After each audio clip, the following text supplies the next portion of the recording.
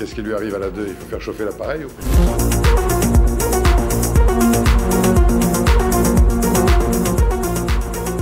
L'autre question que vous posez, c'est celle de l'intelligence artificielle.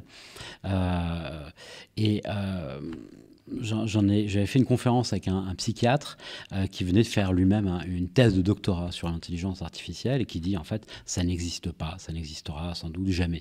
C'est-à-dire que ChatGPT, etc. sont de très très bonnes imitations de discours, mais ce n'est pas un discours qui cherche ses mots, enfin on pourrait dire qu'il cherche ses mots puisque à chaque fois on cherche le mot d'après, mais il ne cherche pas ses mots comme nous le faisons en ayant une prénotion antérieure de ce que nous voulons dire et penser, mais simplement c'est un discours qui se constitue de manière parfaitement mécanique. Et il me semble, alors, mon option est que l'intelligence artificielle conçue comme une véritable prise de conscience est une anomalie assez fortement improbable. Je vais faire une analogie. Un livre publié à 3000 exemplaires, l'Éthique Nicomaque d'Aristote, contient toute la sagesse d'Aristote.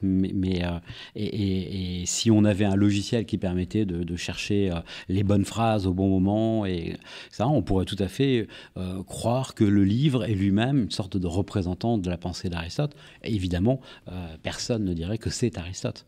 Donc, on peut mécaniquement constituer des discours. Ça ne signifie pas du tout qu'on soit dans la conscience et dans la pensée, parce que justement, alors c'est peut-être ce que la phénoménologie husserlienne nous a appris au début du siècle, la pensée n'est jamais de la mécanique. Dans la société que je dépeins, donc c'est une dystopie, les individus sont ce que nous risquons de devenir, c'est-à-dire qu'ils sont globalement inutiles.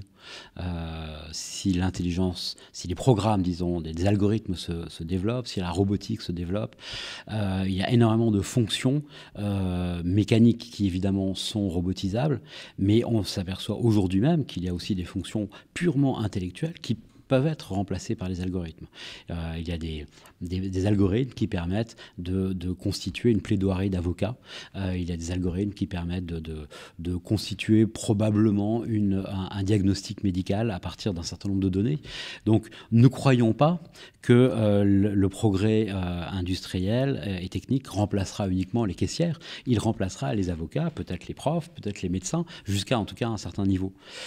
Donc, les gens sont en fait privés de la capacité d'apporter quelque chose à la société, et par conséquent, ils sont complètement dépendants. C'est ce qu'on commence à voir déjà aujourd'hui avec l'idée d'un salaire minimum. Donc on paye les gens à ne rien faire, et par conséquent, ils sont totalement dépendants. Et on arrive à ce moment-là à votre question. Puisqu'ils sont totalement dépendants d'un système qui les paye pour faire quelque chose qu'un autre pourrait faire, eh bien, par conséquent, ils sont totalement asservis au système. Ce que Jean-Paul II appelait les structures de péché, c'est-à-dire qu'on ne détruit pas, je crois que c'est ce qui apparaît, ce qu'on voit aussi dans 1984 d'Orwell, on ne détruit pas fondamentalement la nature humaine. C'est peut-être ça qui est l'élément positif et d'optimisme. On ne détruit pas la nature humaine, mais on peut conduire les gens à la contredire constamment dans leur quotidien. Et donc des gens qui sont asservis à un système qui les empêche de travailler, qui les empêche de se rendre utiles et qui ne leur permet que d'exercer leur liberté pour choisir leurs vacances et leur menu vegan, eh bien ces gens-là sont effectivement totalement, ils sont rendus totalement superficiels.